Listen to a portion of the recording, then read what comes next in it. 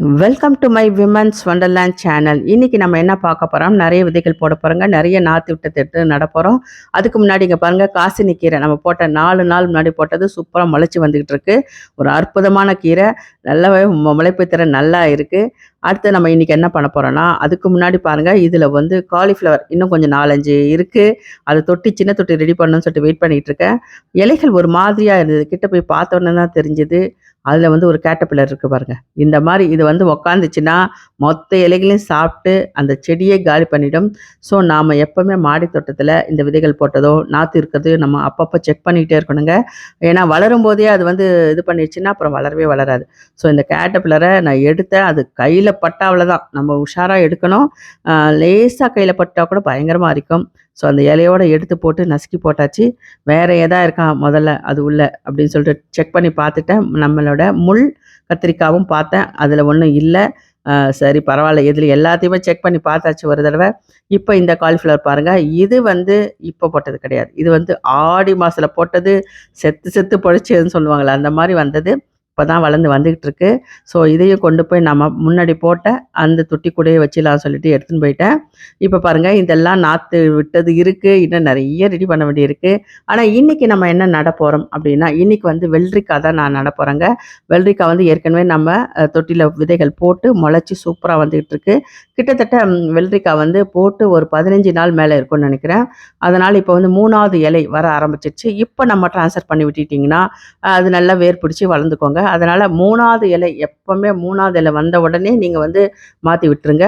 அப்போ தான் வந்து நல்லா அது அந்த இடத்துல வேர் பிடிக்கிறதுக்கு அதுக்கு இதுவாக இருக்கும். ஸோ நம்ம இன்றைக்கி என்ன பண்ண போகிறோம்னா, இந்த தொட்டியில் பெரிய தொட்டியில் தான் நான் வைக்க போகிறேன். அதுக்கு உண்டான மண் கலவை அப்படி என்னென்னா, ஒரு பங்கு கார்டன் சாயில் எடுத்துக்கோங்க. அதுக்கப்புறம் ஒரு பங்கு கொக்கோபிட் எடுத்துக்கலாம். அரை பங்கு வந்து தொழு உரம். இது போட்டு நல்லா மிக்ஸ் பண்ணி ஒரு தொட்டியில் வேற ஒரு தொட்டியில் வைக்கலான்னு எடுத்து வச்சுருந்தேன். அதுக்குள்ளே என்னென்னா அந்த தொட்டி உடஞ்சி போயிடுச்சு. ஸோ அதுலேருந்து நம்ம இப்போ இந்த தொட்டிக்கு மாற்ற போகிறோம். இது ஒரு பிளாஸ்டிக் டப்பு தான். இது வந்து சுமாராக தான் இருக்கும் இந்த இது. ஏன்னா வந்து இது வந்து ரூ. 60 ரூ. 70 தான் இது. ஆனால் இது வேஸ்ட்டுங்க. நம்ம ப்ளூ கலர் இது மாதிரி இருக்குது பாருங்கள், டப்பு. அந்த மாதிரிலாம் வச்சிங்கன்னா ரொம்ப நாள் இருக்கும். ஸோ இன்றைக்கி வந்து நம்ம இந்த வெள்ளரிக்காய் 2 வெரைட்டி ஆஃப் வெள்ளரிக்காவும் ஒரே தொட்டியில் வச்சு விட போகிறோம். வெள்ளரிக்காய் வந்து எப்படின்னா, அவன் முளைச்சி 15 நாளில் முளைச்சி வந்துடுச்சு பாருங்கள் சூப்பராக. ஒரு சப்ஸ்கிரைபர் கேட்டிருந்தாங்க, எப்படி மேடம் நீங்கள் போட்டது எல்லாமே முளைச்சி வந்திருக்கு, நான் போட்ட விதைகள் எதுவுமே முளைக்கல அப்படின்னு கேட்டிருந்தாங்க. அதுக்கு காரணம் நீங்கள் போடுற மண் கலவையாக கூட இருக்கலாம். தரமான மண்ணாக வாங்கி வைங்க. அதுக்கு முக்கியமான இன்னொரு விஷயம் என்னென்னா, காலம். அந்த காலத்தில் டைம் போட்டிங்கன்னா தான் அதோட வளர்ச்சி இருக்கும். ஒவ்வொரு காலத்துக்கு ஒவ்வொரு நம்ம விதைகள் போடணுங்க. அது நல்லா தெரிஞ்சுக்கிட்டு போடும்போது வளர்ச்சி வந்து வேகமாக இருக்கும். அதுக்கப்புறம் தரமான விதைகள், அந்த தரமான விதைகளை கண்டிப்பாக வாங்கணும். பார்த்து வாங்கினீங்கன்னா தான். இந்த மாதிரி நான் ஆரம்பத்துலலாம் எனக்கும் தெரியாது. அமேசானில் ஆர்டர் பண்ணி வாங்குவேன். சுமாராக தான் இருக்கும் விதைகள். 10 போட்டால் 1 கூட முளைக்காது. ஆனால் இப்போ வந்து நான் வந்து கிருஷ்ணா விதைகள் அப்படின்றவர்கிட்ட தான் வாங்கிட்டு இருக்கேன்.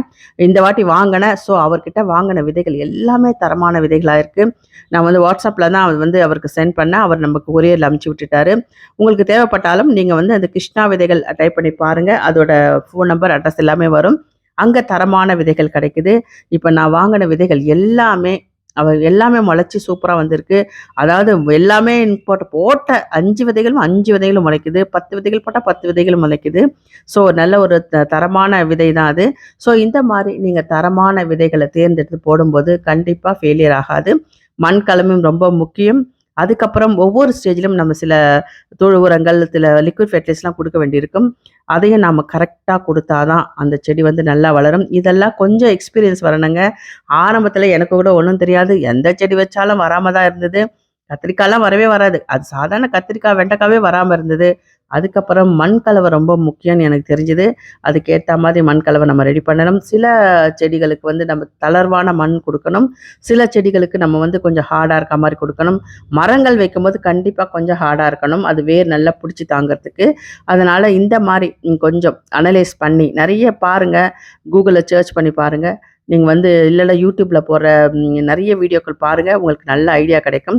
அதுக்கப்புறம் நீங்கள் கார்டனில் கொஞ்சம் கொஞ்சமாக நம்ம கற்றுக்கிட்டு தான் வரணுங்க. எடுத்தவுடனே நம்ம ஒரு குழந்தை வந்து எடுத்தவுடனே ஓடி நடக்காது. ஏன்னா மனுஷனோட இது அதுதான். அதனால் வந்து கொஞ்சம் கொஞ்சமாக நம்ம என்ன பார்த்து பார்த்து தான் கற்றுக்கணும். அதனால் நீங்கள் இந்த மாதிரி பண்ணுங்கள். விதைகள் தரமான விதைகளாக வாங்கி போடுங்க.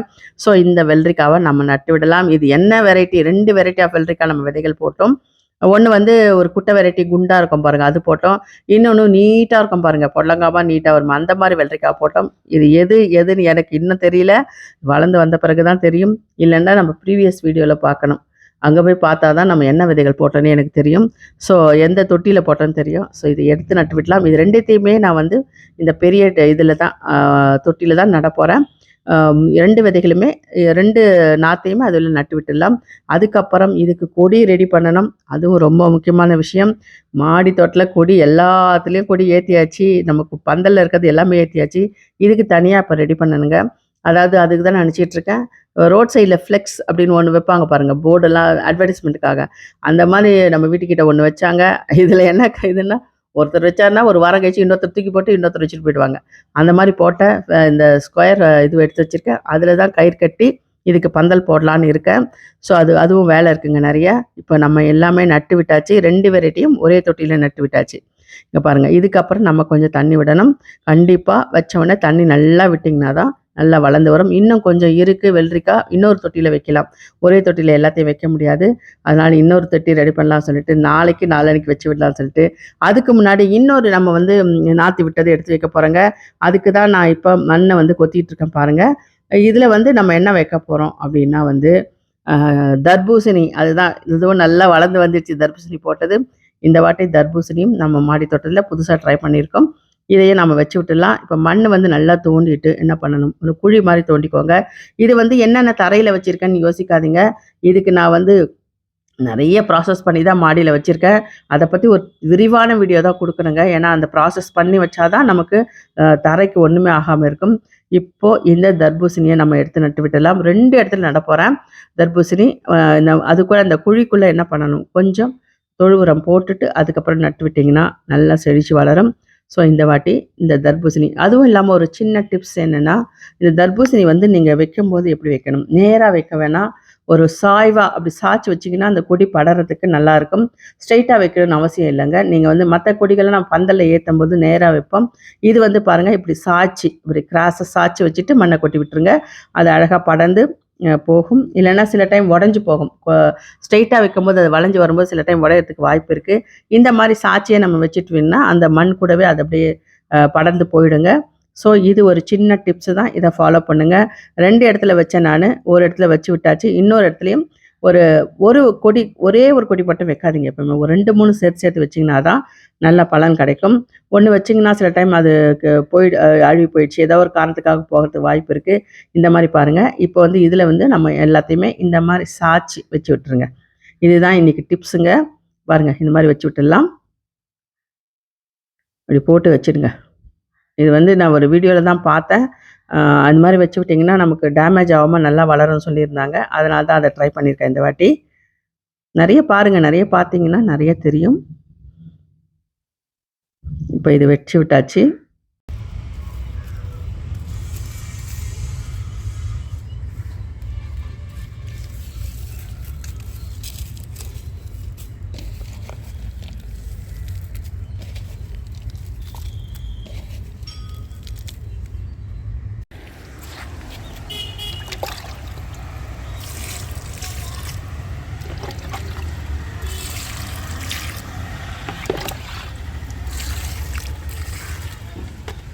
அதுக்கப்புறம் ஒரு முக்கியமான வேலை இன்னைக்கு பண்ண போறேங்க. நம்ம வச்ச காலிஃப்ளவர் கிட்டத்தட்ட 20 நாள் கிட்ட ஆயிடுச்சு. பாருங்க தொட்டியில சூப்பரா வளர்ந்து வந்துட்டுருக்கு.